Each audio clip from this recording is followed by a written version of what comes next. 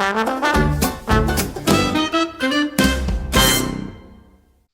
welcome to an encore presentation, a Friday encore, call it whatever you like, with the great Alex Horne. Now, the latest season of Taskmaster it has recently finished, but I'm not going to pretend that that's the reason we're doing this. Basically, what's happened is the Gills had their electrician round. We love the guy. You know what? If you live in the Penge Beckenham area, and I'll vouch for him. There was an accidental snafu. These things happen with a fiber optic cable, which means that I'm recording this via hotspot on my phone, patching up to my laptop. And Tim, it's fair to say that the internet it's hanging on by a thread. Yeah, absolutely. We're very grateful to Hotspot Technology for letting us do this episode whatsoever. And so we think doing a full bonus episode, which last Friday's was it's not for us to say.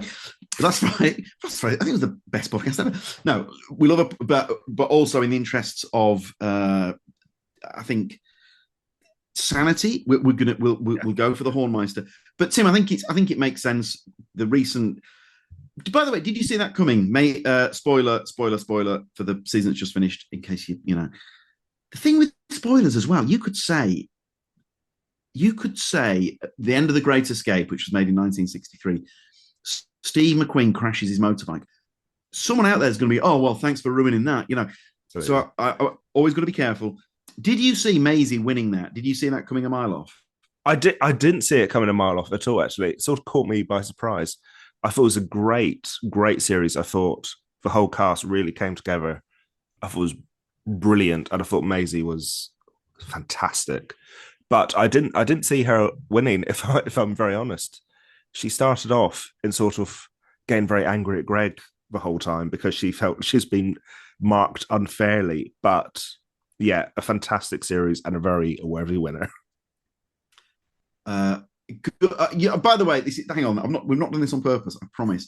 Maisie is playing Always Be Comedy. The listener right now. Oh, here we go. Yeah. 4 chances to see Maisie. Thursday, the 5th of February at our Chelsea night with Joe Thomas, another former Taskmaster ace. Thursday, the 19th of February, Mark Thomas, Maisie Adam, Dane Buckley. I mean, Zoot alors. Thursday, 19th of March at Chelsea. Thursday, the 26th of March at the Tommy Field. Now, this is Maisie prepping for the upcoming tour. This will be newer vibes in the middle. Kennington exclusives, etc. Just to, we like to manage expectations. You can see there's not just Maisie, there are many, many more, including lots of Taskmaster favourites, including Mike Wozniak in the new year, John Kearns, Sarah Pascoe, and many, many more. Ivo Graham, Ian Sterling. Tim, it's an absolute Taskmaster fest.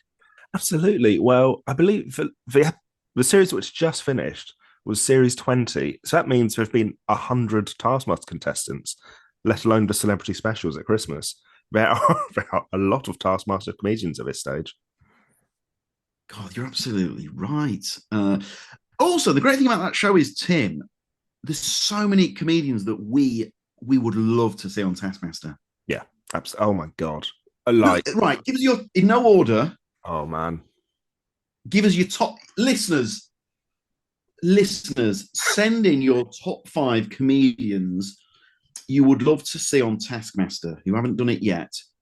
I think Rhys James. Rhys James, great shout. Really good. Jen Brister, perfect. Absolutely perfect. Jordan Brooks. Ooh, yes, please. Fantastic. Said he was very silly, but obviously very smart. Pravanya Pillai. Pravanya Pillai would be so brilliant on that show. She would be a viewer's champion in the way your Wozniaks, your Kearnses, your Sam Cams, she's that person that's silly but has clearly put the work into being that silly. Go for it. Who else? Oh man, well, even just looking at people we've got coming up, that's my cheat. That's how I'm going to find. You're going to go Harriet Dyer, aren't you? Oh, you know what? Yes, I am. I'm also going to say, I think Sarah Barron would nail it. She'd be absolutely brilliant on that show. Yes, the indignation. Henry Packer. God. Oh my lord, Baron and Packer on the same series because they're Yeah. very different energies. Unreal. Like Packer is obviously just unending creativity, and I think what he could do on that show would be astonishing, as anyone who listens to Free Bean Salad would know, because he's just, or if you've seen him at Tommyfield recently, he is proper good stuff. This is the thing with that show; it can just run and run forever. Oh mate, that's what I thought of the other day. But she could like Baron, it would be taking no BS. Michelle de Swart. Oh man, yeah, brilliant. I think she would completely nail that show. And my final shout, he's just come off an unbelievable closing headline set with us, John Tottill. Oh my god, John Tottill on Friday. I mean, that was it was magical. Genuinely, I wasn't there. I had to ask Adam for the video recording of it, and I watched it on the train home. It was incredible. Mate, could you send me Rory Scoville's set? Yeah, I literally can. Yeah, I think about it every day. Brilliant. Rory Scovel play. I mean, tell you what, if Rory fly back from the US to do Taskmaster. Oh my god. Oh my god. Yeah. Oh, great. Rory Scovel closed. He's on tour in America at the moment. He closed Always Be Comedy. He ran through some gear before he went on tour in the US. And honest to goodness, there's not a day goes by where I don't think about his crucifixion routine.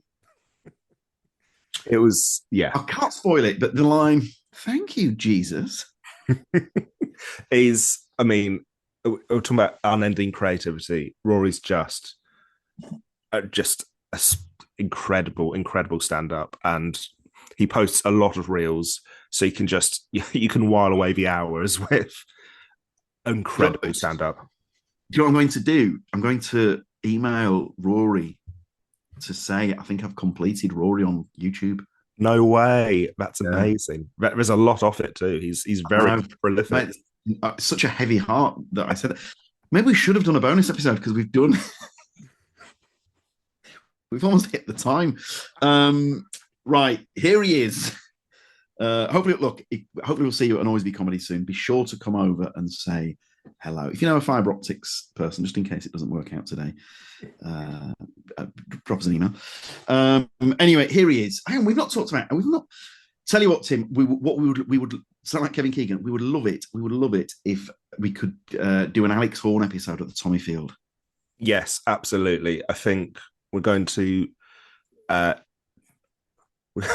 make some effort to try and make that happen for next year.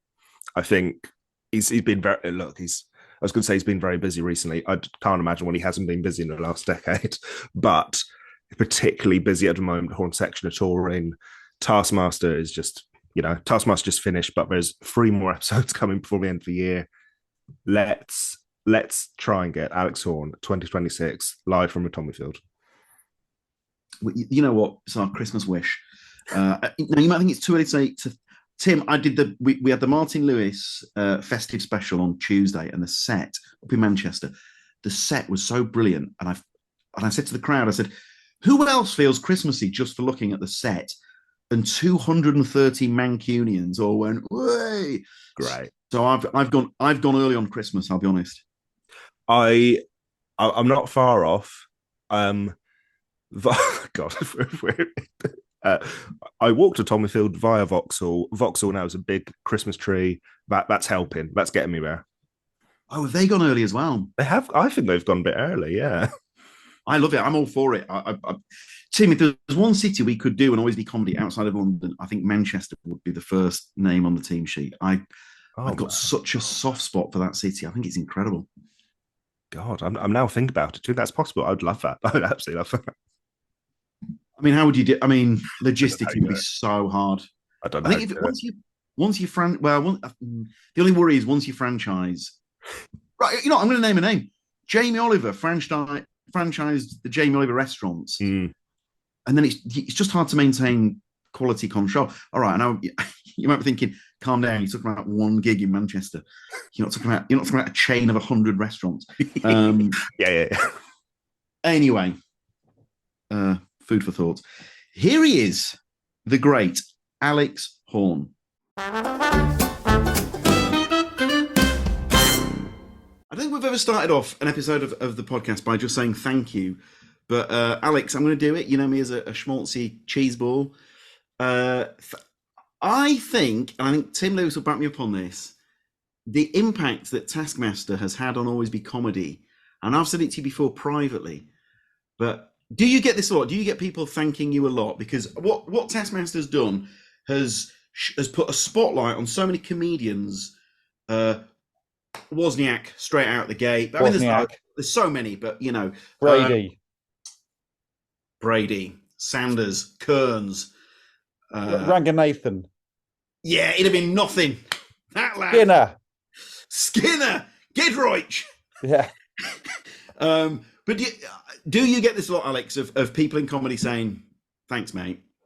Well, you're welcome. James, no, I don't. No, the trouble is, I do appreciate that, but I also think we do try to hit comedians as on the crest of a wave as they're going up. So I think they would have got there anyway. But I know what you mean. It does shine a spotlight on people, and we make people, we force people into people's homes for 10 weeks, which is great. So if you see Wozniak once, you might leave wondering what it's all about. But after 10 weeks, you know, he's embedded in your body. But also, there are lots of comedians who are grateful, I suppose, but there's also plenty of comedians who we haven't asked to be on the show. And yeah, the trouble with having the same comedians for 10 weeks is that there's only so much room. So yeah, I have guilt as well as some sort of feeling that we've done some good. But anyway. Don't have guilt. So look, Wozniak was someone that has done ABC in the past. On my phone, there was like some sort of like 10 years ago, and me and Wozniak gigging Brixton. It was a nice thing. However, Wozniak, I didn't intend to focus on Wozniak, but Wozniak, we must have done 20 odd work in progress preview shows with Wozniak throughout 2022, and as Tim will attest, they were amongst the happiest times of our life. But I mean, the Wozniak thing, I feel like what you did there was you said to the world, I know how special this guy is and what a unique talent he is. And I mean, the talk about you having impeccable taste, because the world went, yes, Alex, you're quite right. And then, you know, he has that huge tour off the back of it. I mean, it's fantastic. Well, I'd happily do this whole podcast about Wozniak. Because the thing about Mike is that he won the original Taskmaster up in Edinburgh, whenever that was, 2010. And he was so funny. And that was the first time I discovered him, really. I knew him as a friend, but seeing him in action and seeing his brain work in that one. And the fact that now, so on Junior Taskmaster, he has become me. He is the Taskmaster's assistant. And that's a really weird and nice feeling. So I've seen lots of footage of him interacting with the kids and doing my role far better than me. So it's a nice feeling. Now, the sign of a gentleman, tale as old as time, is when they come down to do a comedy gig, they see a broken chair and they mend the broken chair before the gig. This is something Alex Horne did over 10 years ago at a very early Always Be Comedy. Now, could you in your wildest dreams, Alex, could you ever believe that that all of this would become what it has become, Taskmaster? From the broken chair incident onwards. From the broken chair incident. So first of all, I have no recollection of the broken chair incident. I'm not good at many things. My wife's away at the moment, and I had to cook a meal, and I cut a tomato and my thumb in half, and it's really painful. I'm holding it up to the camera. It's a really annoying snag. So I'm glad I mended a chair. But no, as for Taskmaster, no. Obviously, it's all ridiculous and a really lovely, a nice thing. We're selling lots of Christmas crackers at the moment, and I was thinking I had to provide a quote about Christmas crackers, and I was thinking wasn't part of the plan at all. But really, what I do is just focus every day on either writing some tasks or filming some tasks with funny people. And I had a Zoom before this with someone in our next series who I can't say who it is. I I've got such loose lips, and I promised I wouldn't. But it's such a pleasure speaking to this person I'm a big fan of, who's coming to the show next in 3 weeks' time. So as long as I'm just focusing on doing the things with the people, then I think that I can't think of anything outside of that, really. Russ Abbott. I wish. There's a few old school people who I'd love to have. Carrot. Hey, Jasper, right, this is such a passion point of mine. Jasper Carrot was such a colossus, and his shows were so iconic.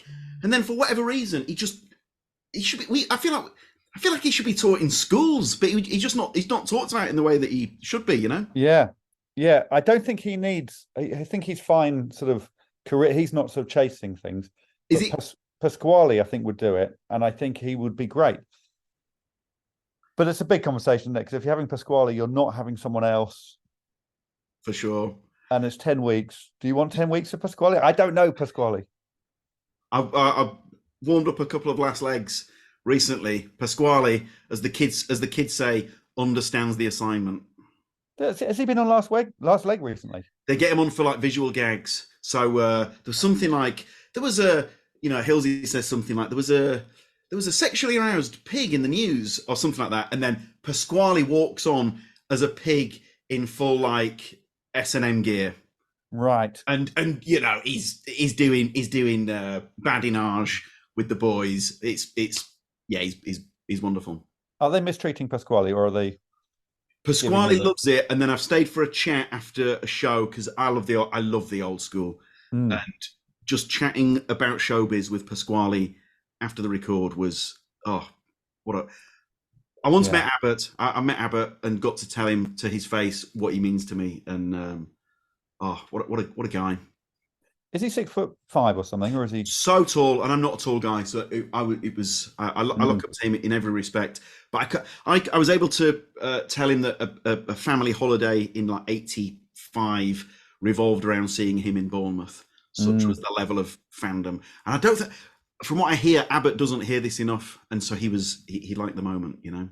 That's good. He liked the fact that nearly 40 years ago, you saw him on the southwest coast of England, and you haven't seen him since.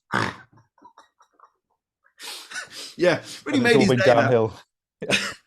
You're right. Yeah, once we start naming names, it's a real rabbit hole, I suppose. Now, the Horne Section TV show, the Horne Section tour. Again, this is very exciting. This is wonderful. We had Desiree on a recent episode. What else can you tell us about the Horne Section TV show season 2? Yes, I can't tell you an awful lot because, I can't tell you when it's on because we don't know when it's on. We hoped it was going to be on right now, which is autumn winter 2023, which would be a year after season 1. But we've told it's definitely not now. It might be next year, or it might be the following year, because of scheduling. But it's all been filmed and it's all been edited. It's all in the can, and I think it's so much better than series 1 because everything is better once you've done it once. I can tell you that Reggie Watts is a regular member of the cast now, weirdly. Amazing. Great. So we've got like Reggie Watts and John Oliver as regulars, who are huge in America, but maybe not household names here. They're obviously household comedy names, but they're massive. So it's peculiar to have them and my 5 idiot musicians, and then Desiree's back, and Georgia Tennant and Camille Ucan or Uchan. I should know how to pronounce her surname, but I can't. I don't think I've ever tried out loud. Anyway, so it's a great cast. It's really stupid.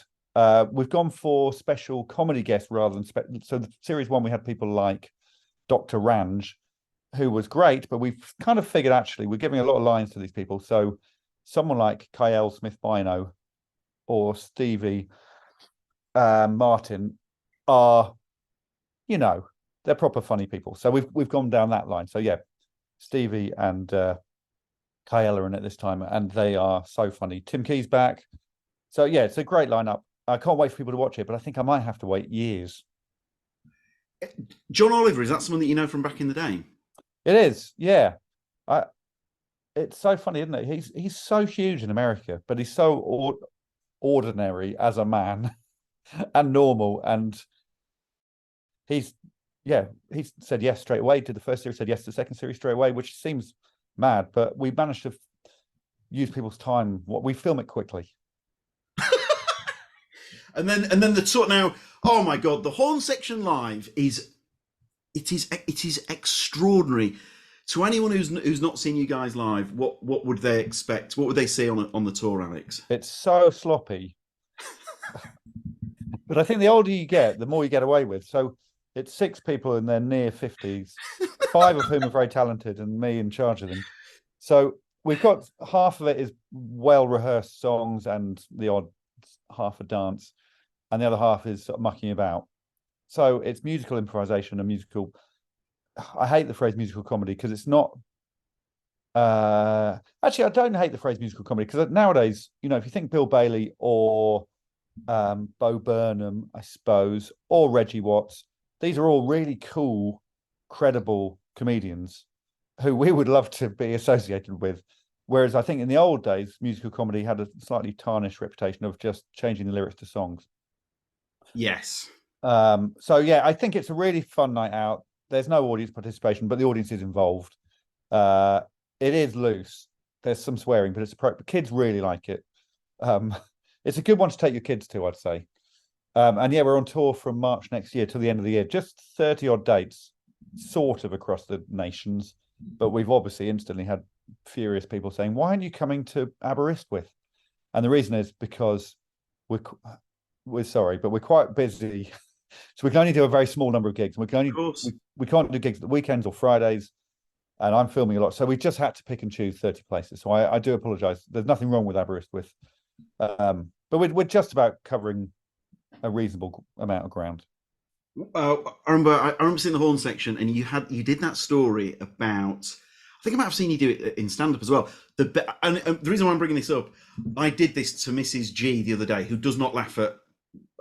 She won't mind me saying, doesn't laugh at. A lot of the time, I'll do someone's routine, and she'll say, "I'm sure it was funny in the room," right? But I did I told her your baby scan story. That was true. Yeah. Now, what was the crucial bit? Because I said it was. The thing that wasn't showing up on the scan was the eyes, but it wasn't the eyes. No, that's what's happened there.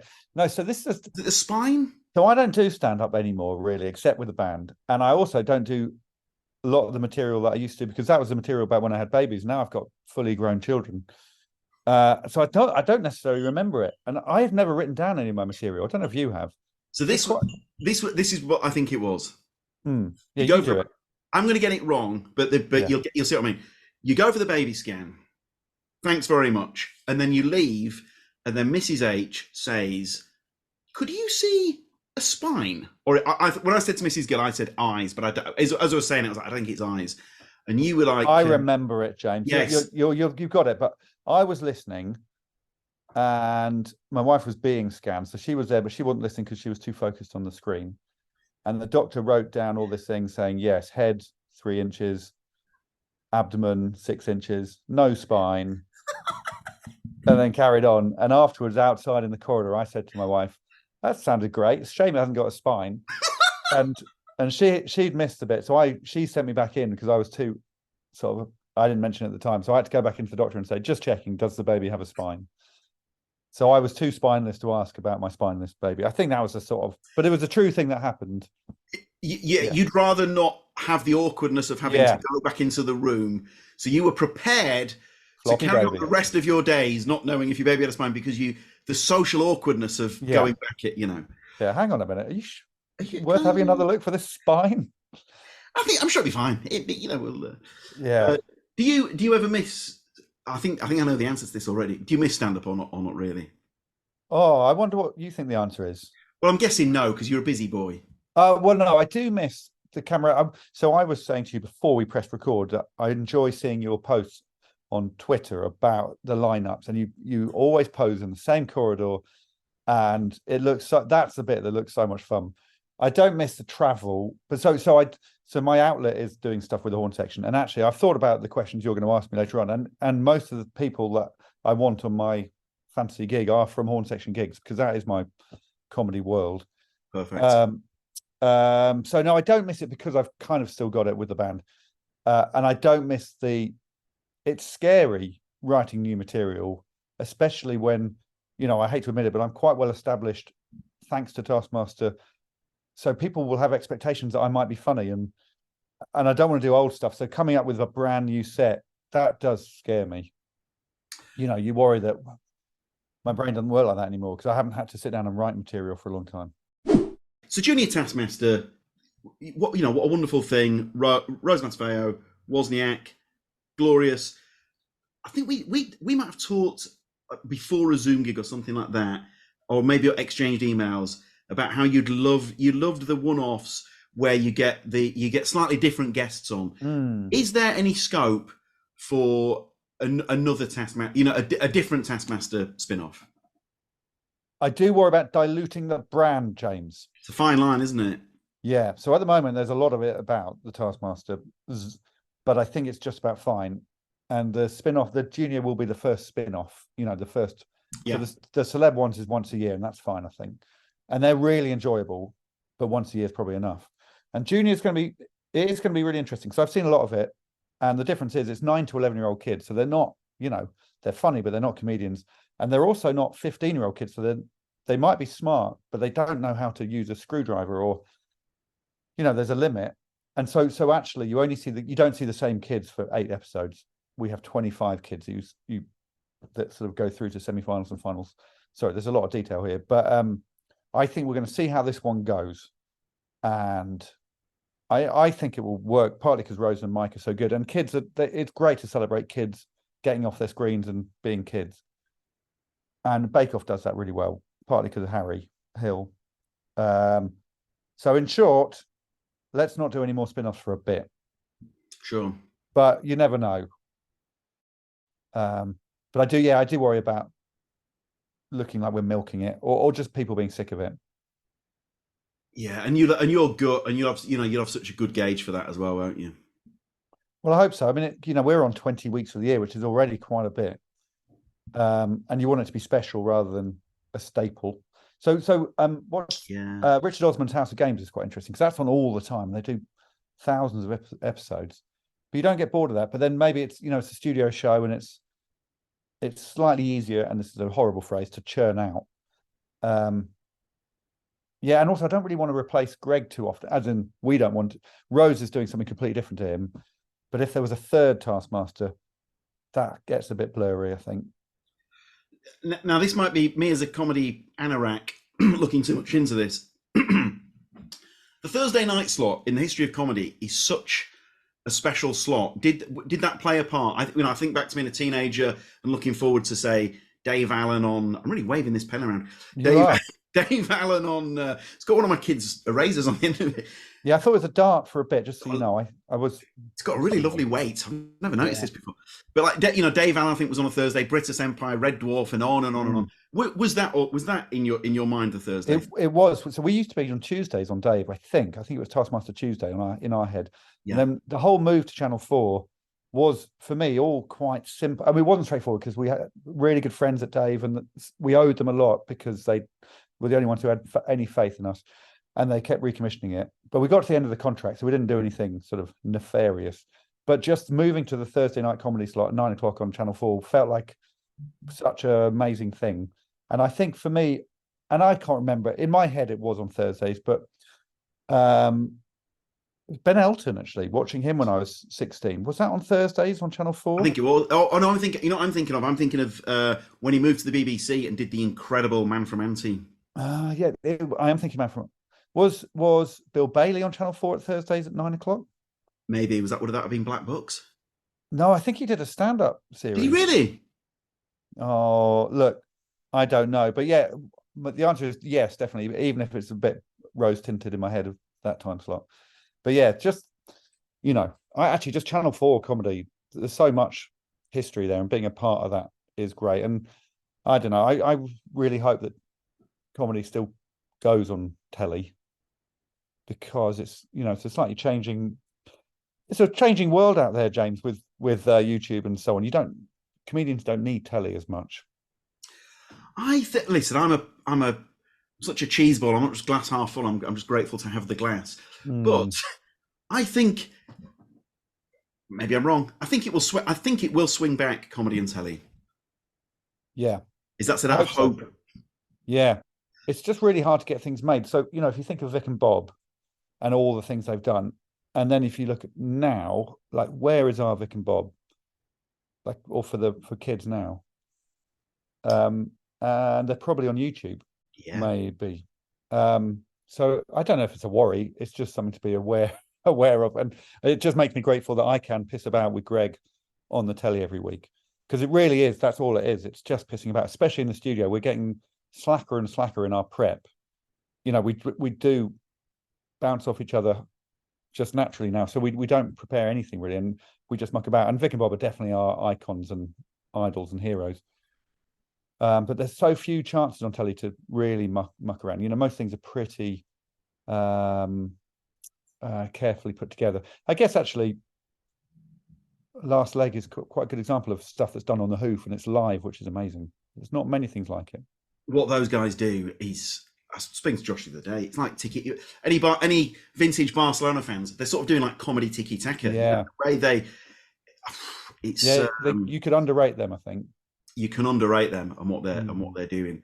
But yeah, you're right. You and I could easily name 20 iconic shows from the past, and where are those equivalents now? And it feels like it's happened in a relatively short space of time. The way that telly versus YouTube has gone. But also, we might just be not the right people to ask. You know, we might be a bit old. I'd say the stuff that Jamie Demetriou is doing is great. You know, he's had his special on Netflix, so maybe we need to look at Netflix rather than Channel 4. And there are people doing brilliant things.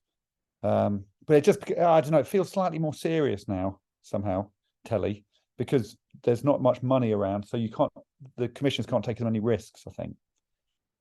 Something like that. That you've hit the nail on the head. That's what it comes down to, isn't it? Yeah, taking a chance on people. Yeah, I wouldn't want to be a commissioner at all. I think it's so tough. But there's stuff like Don't Hug Me, I'm Scared, which Channel 4 commissioned last year, which is definitely new and fresh and different. So yeah, maybe we just need to look harder. And you know, I think I've run out of steam on this thread. No, I think it's safe to say we're on the we're very much on the same we're on the same hymn sheet there. Can I ask you a question before we start? A genuine. So my wife's away for a whole week. On Sunday night was my first cooking meal, and I'm really not good at this, so I ordered pizza. I ordered too much pizza. There's still a pizza in the fridge, so it's now Tuesday. Is that pizza still fine? 100% yes. Is it? Okay, that's my lunch then. That's you what like I'm doing. cold pizza? No, I'm going to heat it up. But Rachel bought an air fryer, and apparently you can reheat pizza in an air fryer. So that's my challenge. Immediately after the podcast. My two girls do dance class on a Saturday. I love it. I love to take them. It's fantastic. This is a tradition. It's gone on for a long time. Pizza Saturday, once we get back from dance class. Mm-hmm. After this podcast, what am I having for lunch before I see Tinky at football? 3-day-old pizza. 3-day-old pizza. Brilliant. And it didn't do me any harm. That's a lovely Saturday for you. You get to watch dancing and then eat pizza, but you must feel like you've done a good thing. It's great. Get up early, take them swimming. We leave swimming. We go to dance. Get home from dance. Gill family pizza. Oh, okay. I might join Gill family. Mate, you're already part of the family. What I would say, because I've heard other parents complain about this, I have an hour and a half in the car on my own at the dance class. That is, I would pass the Jeremy Kyle lie detector test sitting in the car on my own for an hour and a half is the highlight of my week. Yeah. Are you not encouraged to go and watch the dancing? It's closed doors, behind closed doors training session. Very much so. Okay. And final question: are the Gill family good at swimming, and is that why you got that surname? Tim, that's the social clip for this week. Right. But it wasn't meant to be a genuine question. Have you got gills? Yes. There's the exclusive. Right, Alex, you're curating your dream gig. Do you have any pre-gig rituals? So, no rituals, nothing as grand as that. I have a couple of things. I used to have one pint exactly before every gig, and in Edinburgh as well. Quite a few did early shows, and I think it wasn't needing the buzz. It was just that was probably a ritual, thinking I always have a pint. And I've stopped doing that recently because, well, even just driving after a pint doesn't, for the older you get, feels, I don't think I'm very good after a pint. So, let alone trying to be funny. So that's sort of gone. I do remember years and years and years ago when I did competitions, I was often compared by Ross Noble. I was sort of a few years below him in comedy school. And I remember one time him talking to a mate and then being called onto the stage to kick off the gig. And he said, I've just got to go and talk to myself for a minute to make sure I am the comedy Ross Noble on the stage, not just normal Ross Noble. And I do take a minute to make sure I talk to myself before a gig, just to make sure I'm in the right zone, I suppose, because you don't want to get too comfy as a comedian. And also, most of my gigs are with the band, so we're just mucking around backstage, and they can just waltz on and play their instruments, but I can't just waltz on and be funny. So yeah, I just take myself off for a minute in the corridor. I try to make myself laugh sometimes, try to say something funny to myself to click that gear in. But it's not really a ritual. It's just a little habit, pacing and muttering. That is a great answer, and I will absolutely take that on board. So Ross, when that happened, did he say that on stage? Right, hang on a minute, I just need to, or he just on his own before he went on? He basically said, I can't do it yet. I just need a minute before I go on stage, because he'd been in this chat and he just wasn't ready. And you assume, and this is Ross 20-something years ago, so he may well just waltz on now, and he might say this is all nonsense. But it stuck in my head that he had to get in the zone, and that was, he made it look so natural and still does. But even he had to try, So I think it's just remembering this is, it is a performance, even when you're making it look really chatty. I totally get that. Especially before a warm up, I just need to be on my own a bit to get in that. And I'm the same with the morning podcast, James. I took myself off. I just sat myself down. I had myself a little talking to, and take it seriously. People are paying, are they? No. Alex in the mirror. Come on. Yeah. Let's do this for James and Tim. Yeah. Right, wonderful. Who would MC the gig? Okay, so I have thought about this, but not a lot. What I want. Are they allowed to be? Is it past and present? Is it? Fantasy? Whatever you like. Some like Wozniak did exclusively dead. Yeah, I want Henry the. No, I think I want Victoria Wood to MC it, please. Oh, imagine. But the reason is I don't know a lot of Victoria Wood. I wasn't hugely into her, and I don't think I've really seen enough of her. So I want this, and the reason I put her MC and not headliner is so that I get to see her. I don't know how many breaks we're having. If we're having a break between each act, but I might see her 6 times, and I think I want to really see Victoria Wood in full. Tim Key, who I will mention a few times on this, always says she was the best, and so many people say that. So I think I want to expose myself to her. Is that right? Context is everything. Yes. Yeah. I don't know if she MCs, but I also do believe that the MC doesn't need to necessarily do a lot of crowd work. I'm sure she could do it, but I just want her to. I think she will make everyone feel happy, and she's not too alpha to take away from the other acts. So I think it would be a lovely gig with her in charge. Everything about Victoria Wood, just like a perfect comedian, because obviously naturally funny, very warm, very relatable, incredibly talented. The writing was, I still think of some of her turns of phrase to this day. The delivery, I mean, everything about it was just essentially like 10s across the board, Yeah. But unfortunately, I don't, I've never met her. And it's just the stories, when somebody dies and everyone is very effusive about them. And I remember when she died, I did think, I wish I'd grown up more with her influence. Don't know why, you just watch what you watch. And my mates were still Monty Python and stuff like that, and a bit more Morecambe and Wise. So, so this is my chance to do a bit of homework on her. What's Keezy's take on Wood? I just remember a throwaway comment once saying, "Yeah, she was the best," and I don't think we don't really have proper conversations, Sim and I. So that was enough to lodge in my brain, thinking, oh shit, I think I agreed, and went, when you're trying to save face a bit, yeah, completely. It was the best. What was your favourite Victoria Wood bit? All of it. All of it. Come on, pick a favourite. I'm picking a favourite child, if I'm honest. Yeah. I remember reading an interview with Adam Sandler, and he said that when he was at school, he would bullshit on a Monday to say that he'd seen Saturday Night Live. Yeah, oh yeah, all of it. Yeah. Again, saving face. Yeah, that's why I'm tired today. Right, but she's definitely a good example of a musical comic who was no worse for it, if you see what I mean. Yeah, absolutely. Yes. Who would open? So we're having Ardal O'Hanlon opening. He was definitely my first favorite stand-up comedian, who I never saw, but I had an album, a cassette. So I didn't even see him perform it, but I just listened to it over. We all had one of these that we listened to their album over and over and over. That is so true, Alex. So when I started, people say, what were you like when you began? I tried to be like Ardal O'Hanlon, and I still remember his routine. He had a routine about what you'd bring onto Desert Island Discs, and his luxury was, his book that he was going to bring was a big inflatable book. And I really enjoyed that. And he was talking to Sue Lawley, saying, I don't enjoy the threat implied in the question of the whole setup. So yeah, I really did. He was the person I was trying to mimic, and I even had I can't do accents, but I think I had a very slight Irish lilt when I started.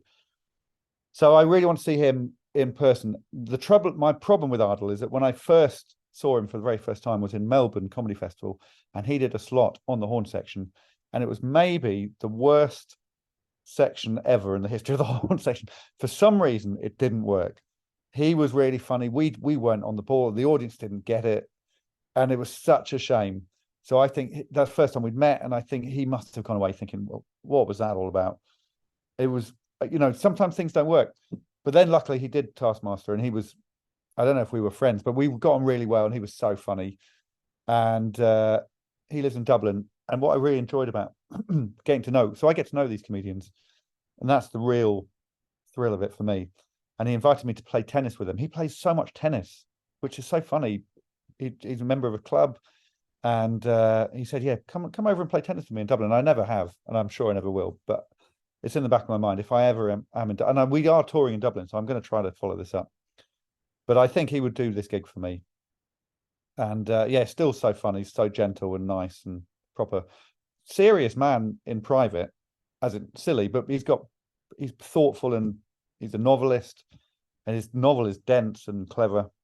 So yeah, he's an all-round star, I think. Such a sweet, what a sweet guy. He did some Zoom gigs for us, and we, Tim and I tried to keep it together in the pre-Zoom chat. And then he was bringing up Unforgivable a lot. He did Unforgivable the other day, and it's the first time I actually met him in the flesh. So I got to thank him for doing those. But he's a lovely guy, isn't he? Yeah. There's just nothing bad to say. I mean, the name, I think it's the only Ardal I know. So I think maybe, I think if he was called Andy O'Hanlon, I'd prefer it. Does he know? Did you tell him that his cassette was one that you listened to? I doubt it. Sometimes you do a podcast and think, well, I'll say it now, and there's a chance he'll hear it here. I think I told my parents I love them via a podcast instead of to their faces. So I love you, Ardal. I love you, Mum and Dad. No, I don't think I said it to you. I always try to play it cool with my heroes. Do you? Yeah, you're the opposite. I know. Why? You go too far the other way. Well, if someone says to me, the odd occasion someone says something like you do, someone says something really nice, it doesn't put me at ease. And then if you've got to spend weeks with this person and you're thinking, oh, he's a bit obsessed with me. So I think you should think about that going forward. I will, I promise. Oh God.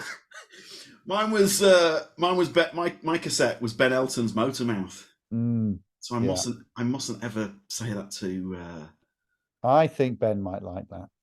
I've never met Ben, but I reckon he would enjoy. I've interviewed him a couple of times, and I brought up a couple of very old routines, and he was touched that I'd remembered. Mm. Do you remember Invisible Demon, that routine?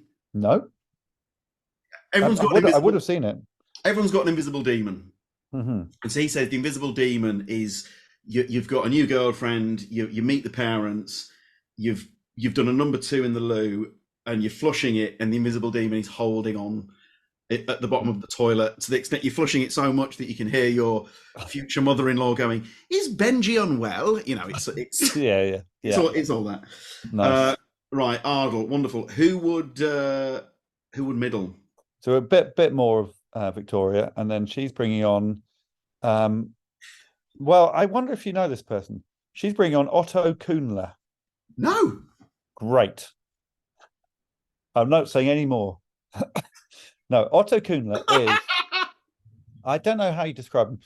He's sort of Henning Wehns' right-hand man, or at least that's how I got to know him. Right. He's a 6'6" German. He might be Austrian. Yodeler, magician, musician.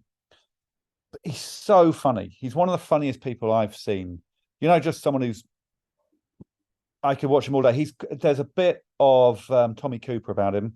There's sort of magic that's not perfect, but he has actually pulled off something amazing. Really good performance. And again, he has done a few in the old days of the Horne Section, where we always used to have guests come on. Nowadays, it's mainly just us. But he would just come on, and it would always be perfectly in sync with the band. He did a disappearing table tennis ball trick, which is mainly him just stuffing, I think, 8 table tennis balls in his mouth, an enormous mouth, and try to sing. And I'm probably not doing it justice, but I think I like a novelty act in the middle of a bill anyway. And he's definitely a novelty act. Sort of clownish, goofy, and silly. A bit Vic and Bob, but probably just, nonsense. So I think seek him out. I don't know if he's still performing. I probably haven't seen him for 10 years. But he's so funny. Breaks the night up beautifully, as you say. Something a bit different in the middle. Yeah, if I'm an audience member, more and more, I don't just want to hear 4 people talking. And I also, as a performer, have always relied on some sort of props or tricks, because maybe that's insecurity of not having faith in my routines, but I just enjoy it as well. Seeing stuff. I remember seeing Steve Best when I was starting out, who's a props comic, and a brilliant photographer and a brilliant comedian. But I just really enjoyed seeing his suitcase full of props. Maybe it just appeals to me, but I think if I'm booking a night, I'll have someone who's not just talking. I remember seeing, I would have been a teenager, Just for Laughs on Channel 4, Carrot Top comes on. Let's say I'm 14, 15 years old. It's not the funniest thing I've ever seen. And then, like, the more you get into comedy, you realise that, like, the US comics deride the guy. Prop comedy is harshly frowned upon. Yeah, I think it goes, back and forth. Like Spencer Jones is one of our best ones at the moment, I'd say. Incredible. Just making use of stuff. And you've got to do it well. But what I like about Otto is and Spencer, but Otto, he's got real skills as well. So I like it when you're blindsided a bit by, God, he can actually do that thing as well, but be funny about it. Is that, maybe answering my own question here, but like Spencer, incredible. Otto, we mentioned Tommy Cooper, Morecambe Wise, etc. What is it about the old school that you and I clearly love? What is it about those guys? I don't know. I did listen to Adrian Edmondson's Desert Island Discs, which I might talk about again later on. But he was talking about how Spike Milligan, I don't want to do somebody else's anecdote, but Spike Milligan said he doesn't watch comedy anymore because he knows all the jokes. And and there is a thing with these old school comedians that they know all the jokes, and they're the same jokes that go round and round. I'm not saying word for word, but the same rhythms and the same reveals and stuff. But it's the assuredness, I think. People, they just know the showbiz ropes, and they're sort of not experimental, even if they're, I don't know what it is, but the confidence, maybe. They've got the audience in the palm of the hand all the time, and I really enjoy that. That's my answer. I think you're right. Assuredness. Yeah, absolutely. Right. We go for another break. We come back. Bit more Victoria. Who's closing this juggernaut? Well, again, I've gone for someone who I haven't seen enough of. So I want to see more of them, but I've seen a bit. I'm going for Hannibal Buress. Outstanding. partly to mix it up a bit, have someone from overseas. He's an American comic. If you've not seen him, he's the coolest man on the planet, I'd say. And mate, I've got a flashback. I once flyed Hannibal Buress in Edinburgh. he wouldn't have minded. Oh, he didn't mind, but it's one of those, when you like walk into Tesco and you get that shudder. Oh God. Yeah. That's the thing that happened. He so he was in Edinburgh. I bet it's the same year. He did Edinburgh and took it by storm. And he did a set on the Horne Section, and it was the coolest we've been, obviously, by association. But he absolutely nailed it. So what happened in those days was the comedian would come on and do their set, but demand some musical backing. So he said, boys, play jazz in F or whatever it was. He just commanded them, and then he fitted around their rhythm. And then the next day, he had this amazing habit of putting his own star reviews on people's posters. And he put a 6-star review on our poster. It said, Horne Section, 6 stars, Hannibal Buress. And it was better than any other review we got. And it sold loads of tickets because of that, because we had his praise. And he only did it on the shows that he enjoyed. So, it was a real accolade for us. Just the fact that he enjoyed it. But since then, I've seen him on various shows. I've seen him specials. And he's also the sort of weird right-hand sidekick on the Andre, what's his name? That is a great show. Yeah, it's not Peter Andre. I know that. It's not Andre 2000. It's Andre. Eric Andre. Tim Lewis with the assist. It's a great show. And Hannibal is brilliant on it. There's no point trying to describe it. And that's the sort of show we're potentially missing on our telly. The anarchic. If you've never seen it, check it out. I recently watched Hank's episode. That's worth a watch. Yeah. It's a great, what an energy to that show as well. We did an ill-fated series of Taskmaster in America, me and Reggie Watts. And the one person we wanted to get on it was Eric Andre. And it didn't happen. And I wonder if it had happened, what might have happened to that show, because he's pretty special. I think, I don't know if we would be friends. Quite scared of him. I think he's like that in real life. So I listened to the Fly on the Wall podcast, the SNL podcast hosted by Dana Carvey and David Spade. He, at time of recording, he's the most recent guest they've had on. Right. I think he's a normal. Oh, really? Yeah, came across. He's in control. Really well. Ah, well, they're even better then. Maybe Hannibal's ditch. Maybe I want Eric Andre. maybe Eric Andre will come on for the final 10 minutes of it and do what Hannibal does to him, and just lurk. I think it's nice if a special guest. Can we have a double headline? Do you mind if he introduces a special guest? This is my kind of evening. This would be perfect. Hannibal Buress with special guest Eric Andre. Yeah, and they'll do something together, and it will be someone crash. Maybe Eric will crash through the roof. That seems to happen a lot in his show. Just suddenly appear on the stage, coughing out dust. Yeah. I'd like it to turn into an episode of the Eric Andre show. Alex, what a great gig. Exceeded our sky-high expectations. Now, yeah, I'm pretty excited. I did toy, just by the way, I toyed with the Horne Section band, not me, but just the band being there as the house band. Definitely. I wouldn't mind that, but they're not necessarily playing. But so they do a gig at the chapel, or the chapel every Saturday. They're the house band there. They don't play for the acts, but they play during the interval. So I might have them playing during the intervals, if that's all right. Just jazz. Just the jazz that no one wants. I've said this on the pod before, but my mum went to go see Spike Milligan way back in the day, live. He's like a solo show. And then at the break, he said, right, I saw how I try to break it was comedy, to try and keep it as loose. But Spike Milligan would go, right, grab yourselves a drink, probably about 10, 15 minutes. While you do that, I'm just going to play you out on my trumpet.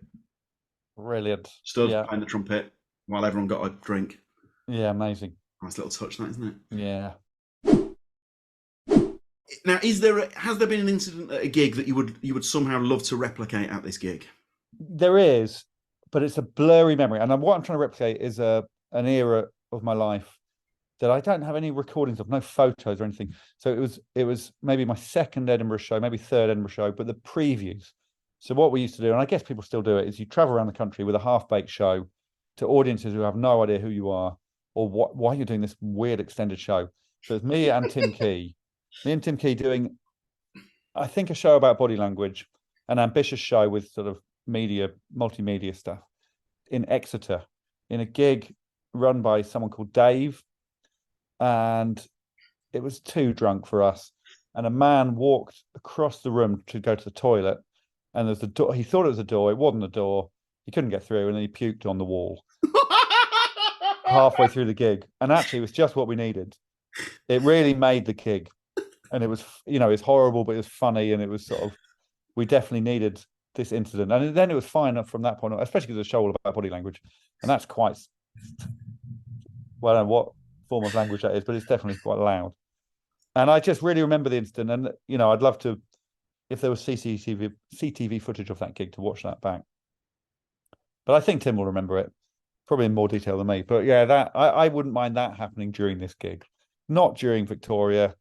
I think probably during Hannibal, maybe during Otto, but yeah, probably during Hannibal. Eric Andre would love it. Yeah. It just shot. It was a really fun, and it was really warm. It was too drunk for us, but it was a warm drunkenness. It was a really sort of hyper crowd. It was a great crowd. So I don't know if you ask people to pick their audience, but that might be the audience I would take to this gig. Perfect. So hyper in a good way, not in a way that where that moment where the gig's almost getting away from you because they're too drunk. Not like that. Just the right in the right way. They were up for a great night, and it was a really memorable night. I think for everyone, not because of us, just the energy. That's nice. And then Pukey Pants was just the extra cherry on top. Pukey Pants did what he did, and everyone was pleased.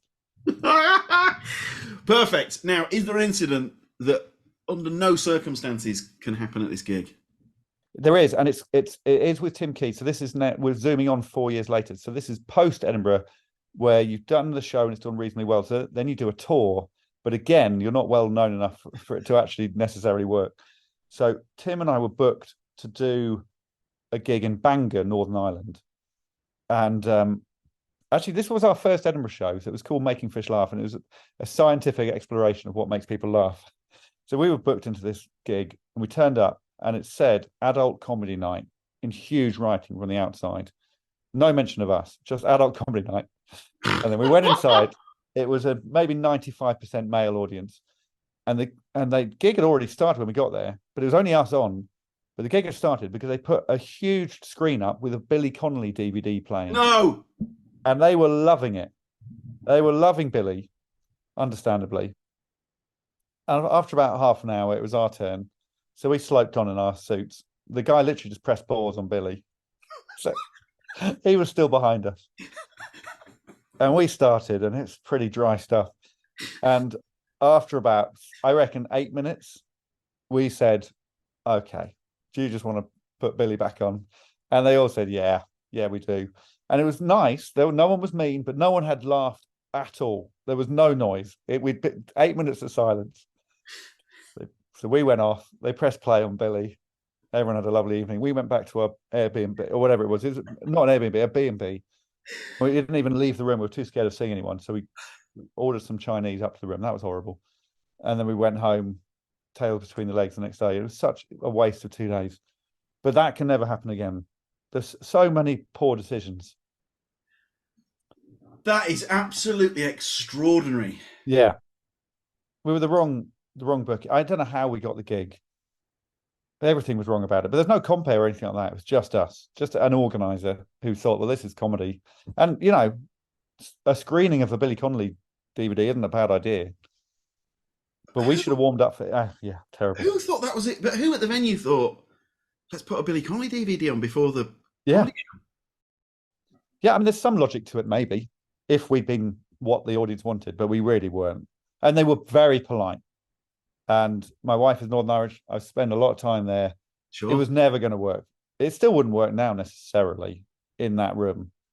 But we might have slightly more skills at our disposal, but probably not. But yeah, it's haunted us. It's haunted both of us, that gig. Dreadful. Do you get? Is it one of those where if Billy comes on the telly or what have you, you get the flashback? A little bit. There's a big article about him in the Sunday Times, an interview with him. And a tiny part of my brain thought, I wonder if he'll mention that gig in Bangor. Oh no, he wasn't there. He wasn't there. How do you unwind after a gig, Alex? I haven't got a good answer for this because I don't really. It tends to be just the drive home is my unwinding. I do a lot of driving, so I mainline Desert Island Discs. I'm trying to listen to them all, And what happens is I normally put on someone I know, first of all, someone I've heard of. But actually, the best ones are always the ones you haven't heard of. So I'm always mid desert. I'll tell you what I'm listening to at the moment, because I can never really remember their names. The people I've not heard of. I listened to a couple of the really old ones, like ones from like back in the day. They stand up, don't they? Well, the guests do. There's one with Donald Pleasance. Right. I can't remember who the I don't know if it was the original, the male host in like the 1970s. But it's just done like no research. Right. Yeah, Lauren Laverne is fantastic. I mean, the amount of work she must have to do, because she sounds so clued up about every aspect of life. So I think the Lawley and post Lawley, yeah, I think the research has gone up several levels. But you're probably right. Yeah, I'm listening to these old ones. I'm like, oh mate, come on, this is. You know what? I don't go back that far. I only have female hosts. That's my current history. But I'm listening to Greg Jackson at the moment, the founder and CEO of Octopus Energy, who obviously I've got no interest in. But then you feel like you're learning a bit about this person and this world. And I really enjoy the bad music choices. You know, when it's someone who clearly doesn't like music, but he's got a good story to tell. I'd say my number one is Chris Packham. I'd listened to that a few times. He's worth a listen. But yeah, that's just a great way to unwind, because it takes it out of your head. You know, you're not thinking about yourself and your gig. You're just moving on. So that's Why is Packham such a good episode? Well, I like it when someone's had there's a bit of moving stuff in there. There's a bit of passion. It's a story unlike mine. You know, my life is really actually dull. His has got challenges, and the music is really good as well. He's passionate about his music, good choices, and you come away thinking, oh yeah, I need to be a bit more like that. So yeah, it's quite inspirational. Also, we're of an age, late 20s, we're of an age where we grew up with Packham, Nutkins, Strachan on the Really Wild Show. Yeah, we did this body language show that Tim and I did. We sent an instant camera to those three, to Strachan, Packham, and Nutkins, to ask them, take a picture of yourself doing some body language, send it back to us. Strachan and Nutkins didn't reply.